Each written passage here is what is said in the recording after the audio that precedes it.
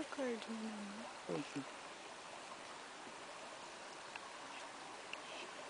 Cadê eles? Olha, passando aí embaixo, ó. Tá pegando, mas não sei se vai dar de ver nitidamente. Tá vendo, amor? Aqui, ó. Uma hora eles vão passar por aqui, ó. Isso aqui é tudo rio, né? É. Espera aí que eu ver uma hora que eles vão voltar pra cá, dar a volta. Acho que eles estão vendo a gente, né? Ó, tá vendo lá embaixo lá, passando lá embaixo. Que bonito, né?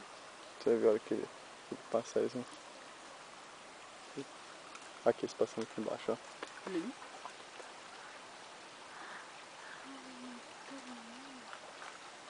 Que eles vão dar a volta. Se você contar isso, você não conta. Aqui que é bom de pescar, que você vê o peixe pegando sua isca. Por que você não trouxe aqui? Porque eu não achei gafanhoto mais pescar aqui, mas aqui só se jogar que você pega eles. Mas aqui não pega passagem?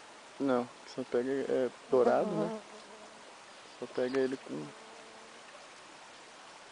fazendo reflexo, assim. Espero que dê de ver, né?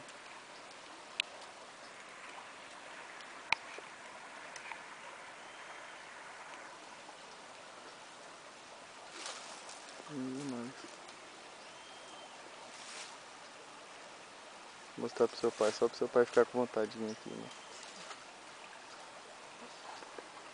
Vocês passando aqui embaixo. Isso aí, ferve aí, peixão. Tamanho daquele lá, hein? Nossa, que lindo! Bonito, né? Nossa, é muito, Vou tentar né? chegar mais perto.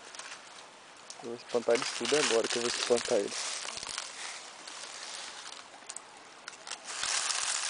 Cuidado com isso, viu?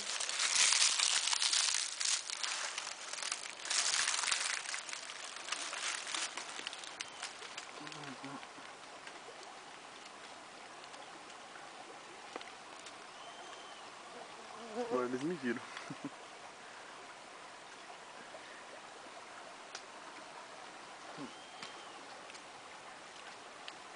Acho que agora eles não vêm mais.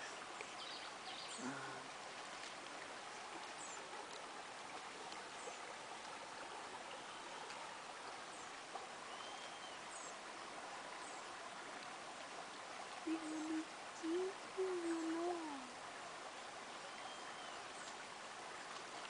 Lindo, né?